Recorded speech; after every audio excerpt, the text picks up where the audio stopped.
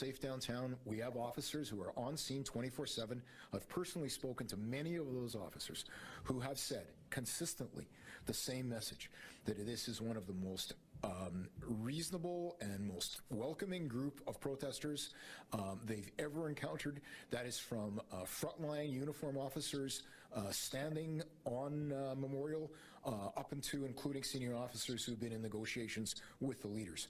So while I understand that people are saying they're not happy and some people feel that the situation is intimidating, I think that is not to be unexpected when people hold vastly differing views, but that does not mean that the feelings of intimidation are actually based on reality or actually what police and law enforcement would view as intimidating. And we see find underfoot is actually good stuff that you can use. Making diesel from plastic helps provide the electrical needs of our house, business, and family, helps clean the environment, and also helps provide assistance to the local community. For instance, many people use coconuts to help them survive. They make coconut oil, and with the diesel that we make from the plastic is used in the machine to help grind the coconut. So they take that home, make the oil with that, and afterwards they give me back the trash, which I feed to my chickens. As threats to the security of Canada, and that is so serious as to be a national emergency. And again, this term, threats to security of Canada, is also defined. This time it's defined with reference to the CSIS Act, and it includes, sort of to summarize, espionage, activities designed to overthrow the government, activities related to serious ideological violence, and for this one I'll read the whole thing, foreign influenced activities within or relating to Canada that are detrimental to the interests of Canada and are clandestine or deceptive or involve a threat to any person. So these are all very, very high standards with very specific criteria.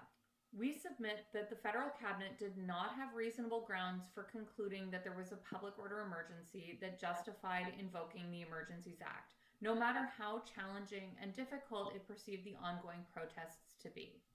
Invoking the Emergencies Act was not absolutely necessary as the law requires. Federal, provincial, and municipal law enforcement already had all the legal tools and authorities that they needed to respond to the protests, and their perceived failure to effectively respond doesn't mean that the government was authorized to invoke the Emergencies Act. The stringent conditions set out in the Act itself for declaring a public order emergency were not met. Personality made the announcement on Tuesday where she was filling in as a guest host. I have always wanted to do a talk show, and I just came out of my mother's womb talking. Now a source echoes all that, telling ET that Sherry is overwhelmed that it's all happening, adding, quote, "This has been her dream, sis. She's not replacing the 57-year-old talk show host." No one can replace the queen. It is Wendy's place to share her story with you. But I do want to give the queen her flowers because Wendy had a legendary career in radio, and this show was specifically crafted for her. No one can do this format but Wendy.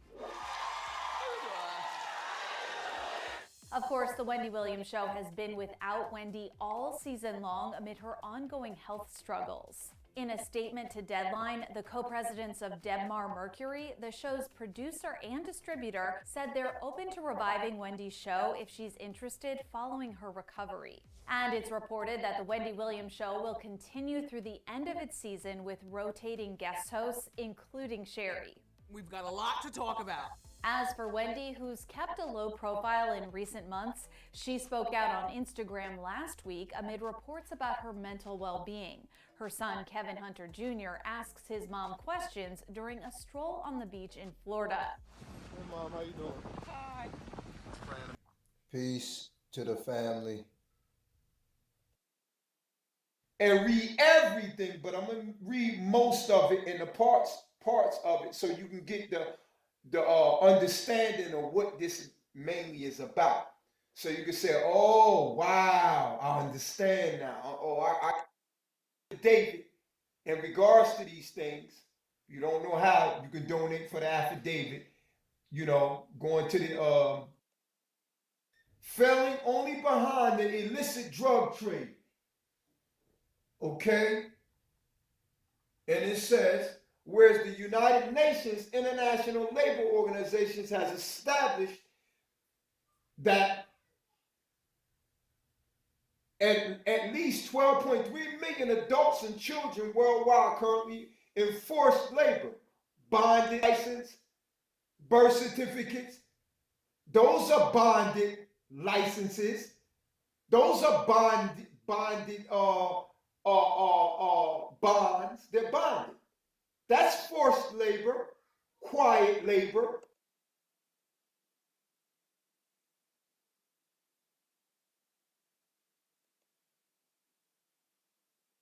Free white persons. Free white persons referred to in the Naturalization Act, as amended by Act July 14th, 1870, has meaning naturally given to it.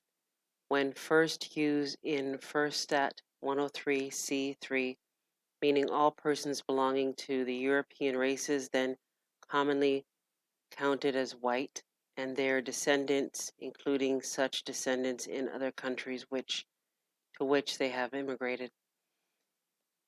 It includes all European Jews, more or less intermixed with people of Celtic, Scandinavian, Teutonic, Iberian, Latin, Greek, and Slavic descent. It includes Magyars, Lapps, and Finns, and the Basques and Albanians.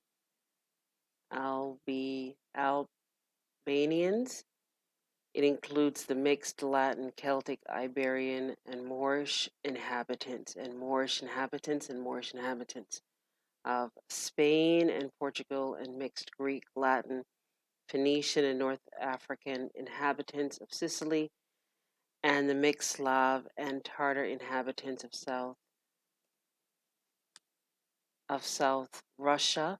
It does not mean Caucasian race, Aryan race, or Indo-European races, nor the mixed Indo-European, Dravidian, Semitic, Mongolian peoples who inhabit Persia.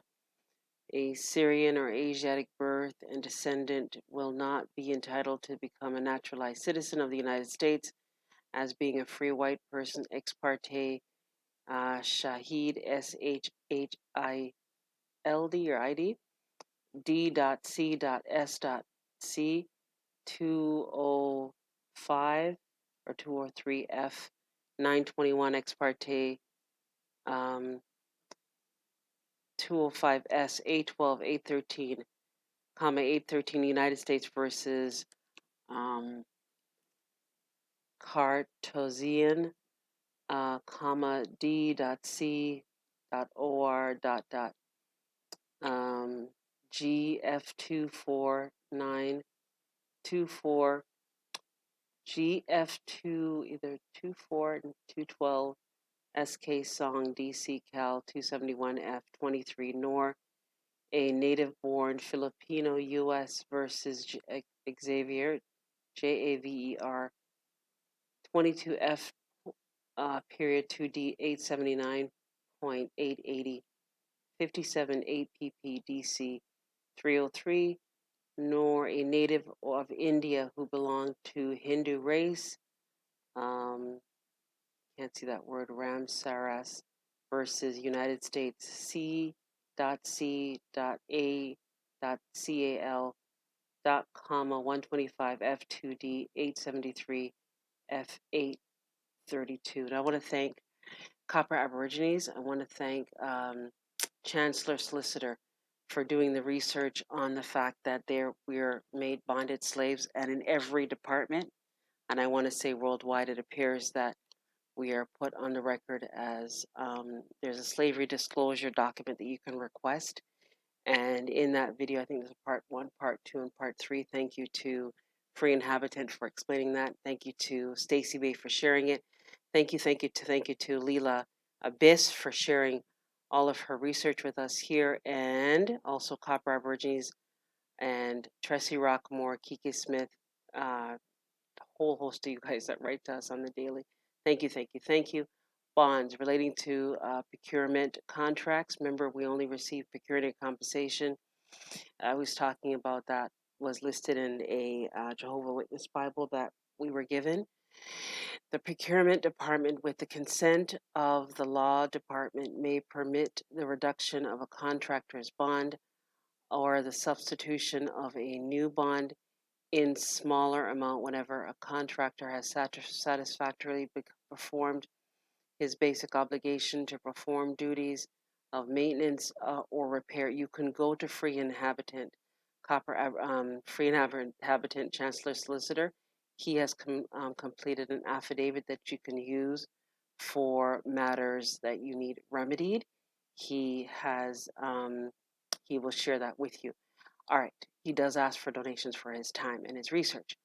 All right. In smaller amount, whenever a contractor has satisfactorily performed his basic obligation to perform duties of maintenance or repair as to work done or goods supplied, labor and materials bonds, the procurement department shall, in accordance with the acts of June 22nd, 1931, PL 880 and PL 881, 53 PS 523 Esquire, require labor and materials bonds before work is commenced under any contract for the construction, erection, installation, completion, alteration, repair, or addition to any public work or improvement of any kind where the amount of the contract is in excess of $1,000.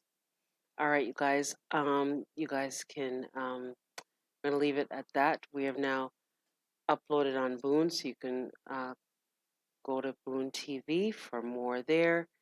And we also have access to. Let's see if you can also write to us here at themullings@gmail.com. You can support us on Teespring. You can get some our merch there. For those of you who are interested in, anything to do with American Indian, Loyal Title Moorish American Nationals, also our conscious clothing lines, T-shirts, sweatshirts, what have you. And you can write to us at themullings@gmail.com if you wish. If you find these videos helpful and you wish to contribute to us here for research, you can support us. You can go to PayPal at themullings@gmail.com, and you can write to us for the GSA bonds to set off matters in the 1099 OID to get back the finances they claimed you owed. As well as you can join us on the two YouTube channels, Noble L and Noble L II. You can also join our online tutor school class, and you can join our daily email group, and you can visit us on our website. All right, you guys, thank you for watching. You can see you over on Boon TV, you guys, and have yourself a great day.